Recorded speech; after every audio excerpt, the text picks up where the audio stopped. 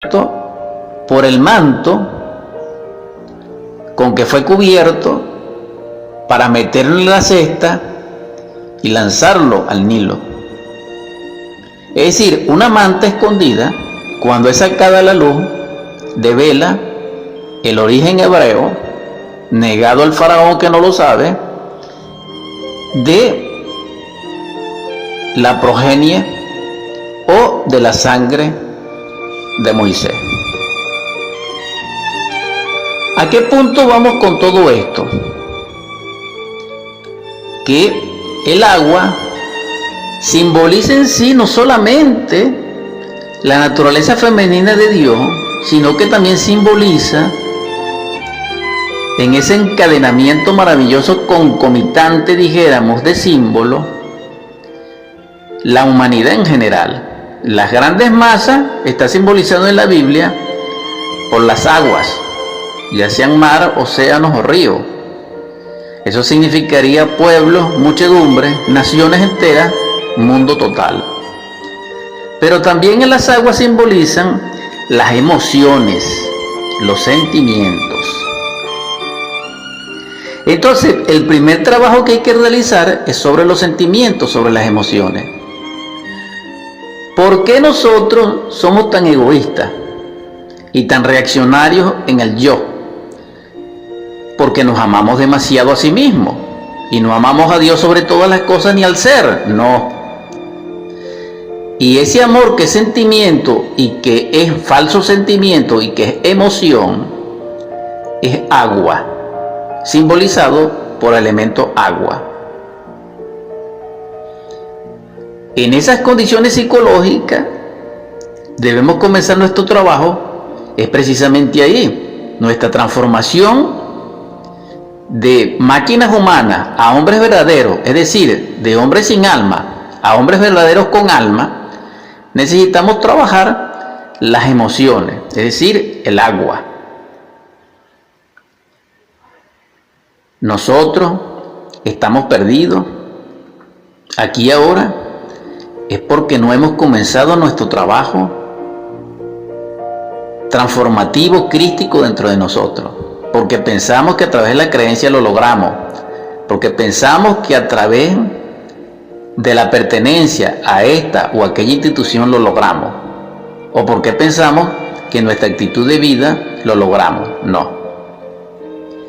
Se necesita un trabajo interior calificado por la jerarquía respectiva divina que es.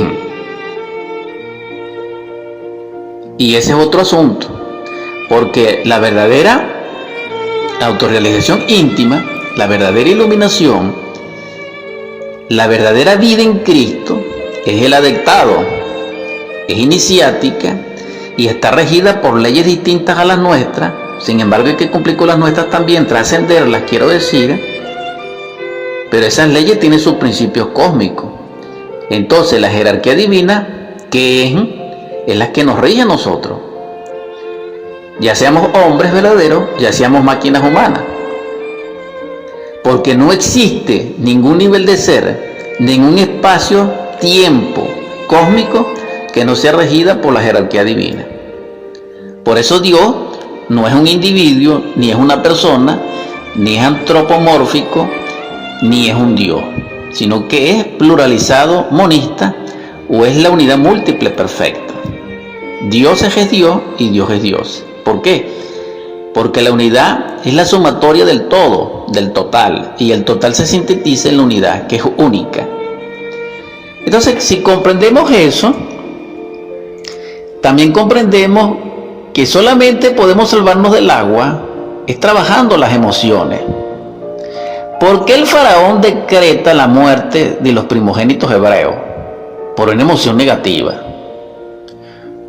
¿Por qué es lanzado Moisés al agua? Por una emoción negativa. ¿Por qué es salvado de las aguas? Por una emoción negativa. Cuando digo negativa estoy queriendo decir de alegría o de tristeza.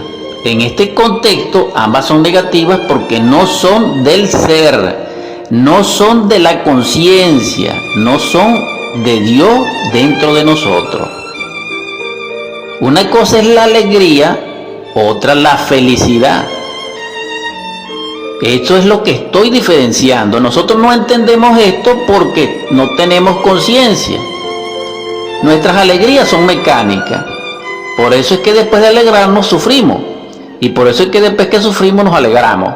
Eso es mecánico. Eso es bipolar o multipolar. Eso no es del ser. La felicidad es permanente. Se tenga gracia o no se tenga. Se tenga alimento o no se tenga. La alegría no. La alegría es circunstancial, es convencional, es de interés, etc. Pero como no puedo alargarme en ese punto, continúo. Cuando se trabaja con las emociones, se comprende que las emociones son terribles en nuestro organismo. ¿Por qué? Porque ellas se relacionan con las glándulas endocrinas. Y las glándulas endocrinas influencian el sistema nervioso central o el sistema nervioso simpático o el parasimpático, que son los tres nervios fundamentales o centros nerviosos de la máquina humana, y vienen las reacciones inevitables. ¿Cuáles son los orígenes del delito? Emociones negativas. Un ejemplo, ¿por qué la gente roba? Por miedo. El miedo es una emoción negativa. ¿Por qué se prostituye una dama? Por miedo también. O por orgullo, por vanidad. Y aunque ellos son agregados psicológicos, se están expresando en la emoción a través del miedo. Y el miedo nos hace segregar jugos glandulares, ya sea a través de los riñones o de las suprarrenales, llegan al torrente sanguíneo y invaden ciertas neuronas que se dirigen a los centros instintivos de la máquina humana y se toman decisiones incorrectas. Y uno termina en delincuente. La delincuencia tiene muchos niveles, no vamos a hablar del asunto. Pero detrás de todo esto vemos una emoción negativa. Pero eso no significa que el asunto llegue hasta allí, no.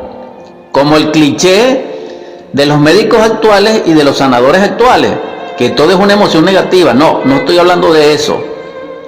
Y perdónenme realmente por ser tan franco y ser lapidario en este asunto.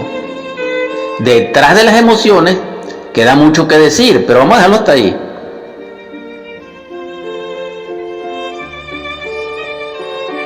Si continuamos con estas aclaratorias profundas,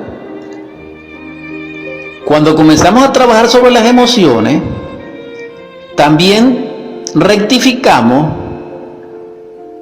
nuestra relación con nuestros semejantes, porque el agua nos comunica. Así como el agua es el elemento unificador de la economía cósmica y universal a través de la ley del trogo tegocrático cósmico común, que es la ley de la reciprocidad alimenticia de todo lo existente, porque si no hay agua no hay vida, por eso ella es el mediador. Entonces el mediador en las relaciones es el agua, es decir, el elemento psicológico que simboliza nuestras emociones. Existen emociones negativas. Esas emociones negativas pueden ser buenas, pueden ser malas, pero son negativas. Ahora, existen emociones positivas también, sí, también existen. Cuando uno crea una obra de arte, una pintura, un dibujo, una partitura, una escultura, etcétera, aunque uno no sea un maestro, está expresando el aspecto positivo de la fuerza mental. Y dentro de ella expresa una emoción. Pero mucho más allá de la emoción positiva, existe la emoción superior del ser, que esa es la precisamente que no se habla en ninguna parte. Porque actualmente se habla mucho de conocimiento y de sabiduría emocional, y de conocimiento emocional, y cerebro emocional. Pero le digo una cosa, a mí me causa gracia cuando escucho eso, porque esa no es la emoción superior. La emoción superior se experimenta fuera de la mente y no es bajo nuestro dominio, sino que es como una efusión hacia nosotros de nuestro ser cuando vibramos a cierta vibración, a cierto tono y a cierta armonía. Es decir, que tengamos una estabilidad interior. Y en esa estabilidad interior cesa el funcionamiento mental, cesa la fuerza anticrística del intelecto, se apaciguan las ondas mentales y al unísono hay una nota unificadora que es la que nos va a conectar con el centro emocional superior. Es decir, se agota el proceso del pensamiento, se irrumpe en el vacío y se produce la emoción superior. Por eso está dicho por los grandes sabios que la mejor manera de pensar es no pensar. Pero esto no es tan fácil como se escucha. Que no es imposible, no, pero hay que lograrlo trabajando. ¿Por qué? Porque la mente, cuando quiere experimentar algo que no ha podido, ella se tensiona, y una mente desatenta se divorcia de la atenta en un nivel y empieza un conflicto mental, y en un conflicto no puede haber esa estabilidad, esa paz inagotable para que venga el centro emocional superior. Ahora bien, podemos cultivar el centro emocional superior a través de otros, dijéramos, técnicas, por expresarme, pues. Sí, podemos utilizar la música clásica, sin forma, de los grandes maestros. Podemos contemplar un amanecer, un crepúsculo, un catatumbo. Es decir, contemplar la naturaleza vivamente, sin descripción de ningún tipo, sino solamente contemplarla, solamente vivir en ella, como extasiarnos. Eso produce una emoción superior. Una emoción superior lo produce el éxtasis del amor crístico, del amor verdadero, claro está.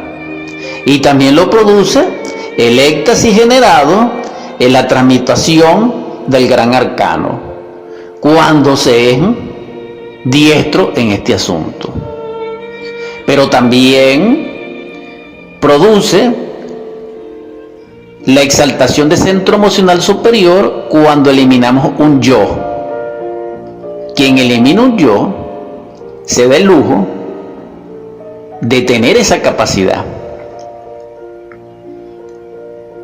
Entonces hemos visto que es el resultado de un trabajo interior, es poner orden dentro de nosotros. En el primer nivel, ¿cuál nivel? En el nivel de las aguas.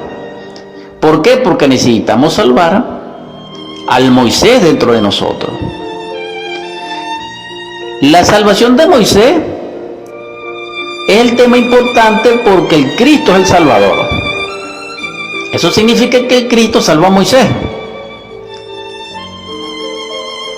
Aunque Moisés es un Cristo también salvado por el Cristo cósmico libre. Y esto es algo interesante. Necesitamos comprender esto, sí. Que Dios nos ilumine y nos dé el don del entendimiento. Porque se necesita realmente intuición para comprender esto. Es decir, el Cristo no es una persona. Eso estamos cansados de decirlo. El Cristo es impersonal. Como el Cristo es Salvador, Él no solamente nos salva de las aguas,